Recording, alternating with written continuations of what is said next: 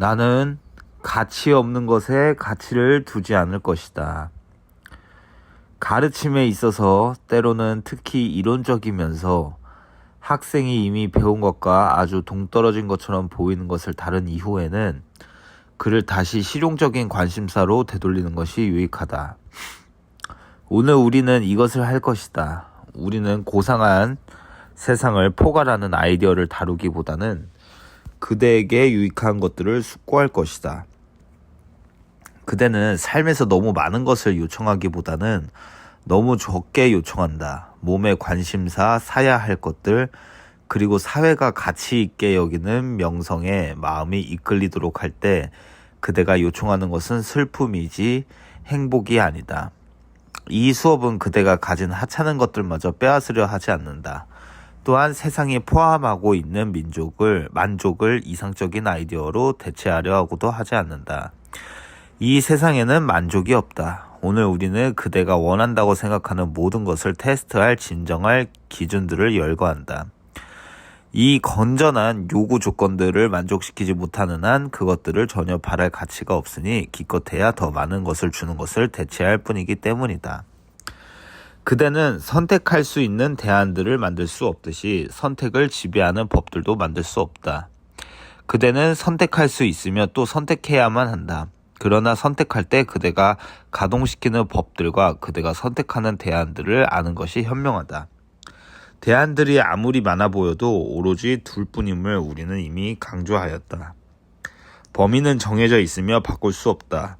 수없이 많은 대안을 만들어 놓음으로써 시간 안에서 그것들을 모두 고려할 때 마지막 선택을 미루고 취해야 할 선택이 하나밖에 없는 곳으로 분명하게 인도되지 않는다면 그대에게 매우 불운한 일이리라. 이와 관련된 또 하나의 친절한 법은 선택이 가져올 수밖에 없는 것에 아무런 타협도 없다는 것이다. 그것은 단지 조금만 줄 수 없으니 그 사이에 아무것도 없기 때문이다. 그대의 선택은 모든 것 아니면 무를 가져온다. 그러므로 모든 것과 무를 구별할 수 있는 테스트를 배운다면 더 나은 선택을 할 수 있을 것이다. 먼저 영원히 지속되지 않을 것이라면 가치가 없다. 일시적인 가치는 아무런 가치도 없다. 시간은 실제 가치를 결코 빼앗아 갈 수 없다. 사라져가고 죽는 것은 결코 있었던 적이 없으며 그것을 선택하는 사람에게 아무것도 주지 않는다. 그는 자신이 좋아한다고 생각하는 형식을 가진 무에게 속을 뿐이다. 다음으로 다른 누군가로부터 뭔가를 빼앗아 오기로 선택한다면 자신에게 남는 것은 아무것도 없을 것이다. 왜냐하면 모든 것에 대한 그의 권리를 부정할 때 자신의 권리를 부정한 것이기 때문이다. 그러므로 자신이 정말로 갖고 있는 것들을 인지하지 못하며 그것들이 거기에 있음을 부정할 것이다. 빼앗아 가려는 사람은 상실이 뭔가를 얻을 수 있다는 믿음에게 속은 것이다. 그러나 상실은 상실만 제공할 뿐 그 이상 아무것도 줄 수 없다. 다음에 고려할 것은 다른 것들의 바탕이 되는 것이다. 그대의 선택은 왜 그대에게 가치가 있는가? 무엇이 그대의 마음을 그것에게 이끄는가? 그것은 어떤 목적에 기여하는가? 여기에 가장 쉽게 속는 것이 있으니 에고는 자신이 원하는 것을 인지하지 못하기 때문이다. 에고는 심지어 자신이 지각하는 대로 진실을 말하지도 않으니 에고가 얼마나 결백한지 그대가 볼 수 있도록 자신의 목표들이 탈색하거나 녹슬지 않도록 보호하는 데 사용하는 후광을 유지해야 하기 때문이다. 그러나 에고의 속임수는 기꺼이 속으려는 사람들만 속을 수 있는 얇은 거칠애일 뿐이다. 에고의 목표들은 그것들을 애써서 보고자 하는 사람에게는 분명하다. 여기에 이중의 속임이 있으니 속는 사람은 자신이 다만 얻지 못했을 뿐임을 지각하지 못할 것이기 때문이다. 그는 에고의 숨은 목표들에 기여했다고 믿을 것이다. 그는 자신의 비전 안에서 에고의 후광을 깨끗하게 유지하려 하겠지만 여전히 탈색된 가장자리와 녹슨 중심부를 지각할 수밖에 없다.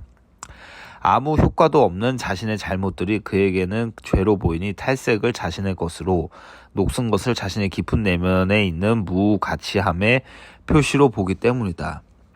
여전히 에고의 목표들을 지키고 자신의 것으로 삼아서 그것들에게 기여하려는 사람은 자신의 안내자의 지시를 따라 결코 실수하지 않는다.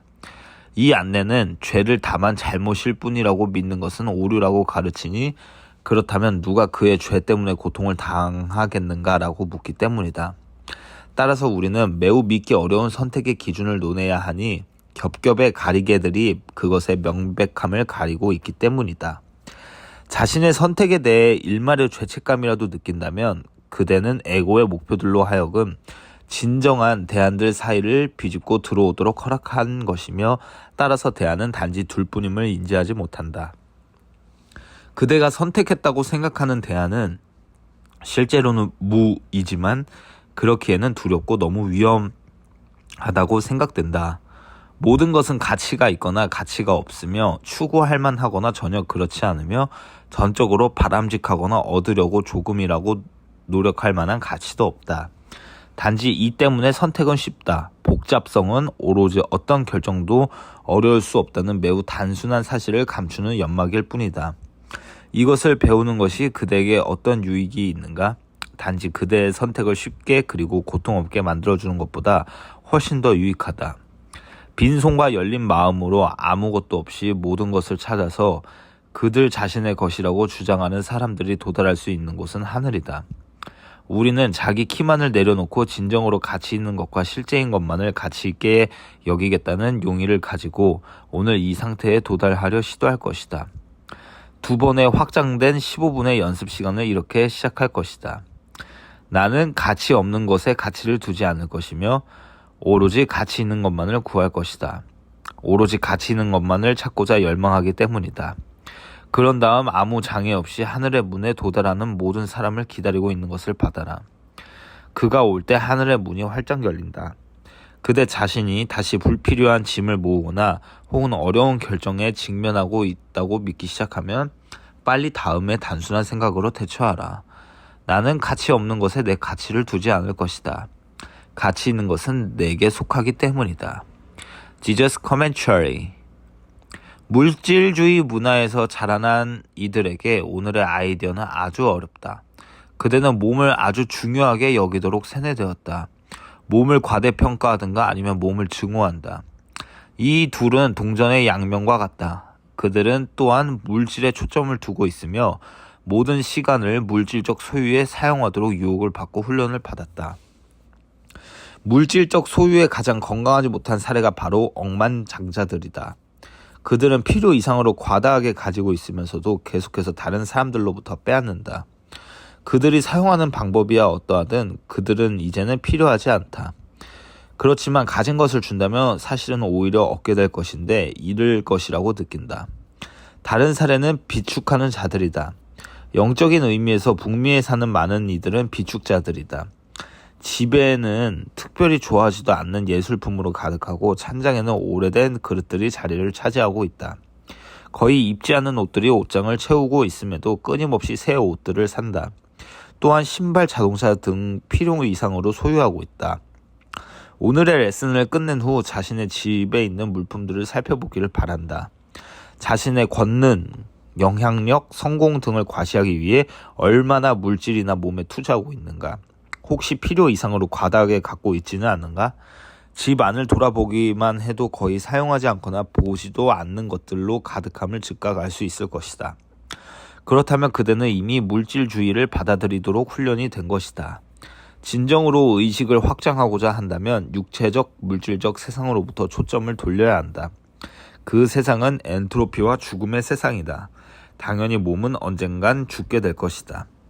자신이 어떠한 상태에 있는지 알아야만 비로소 변할 수 있음을 이해해야 한다. 자신이 물질주의에 빠져 있음을 부정하면 물질을 보지 않을 것이며 따라서 바꾸려 하지 않을 것이다.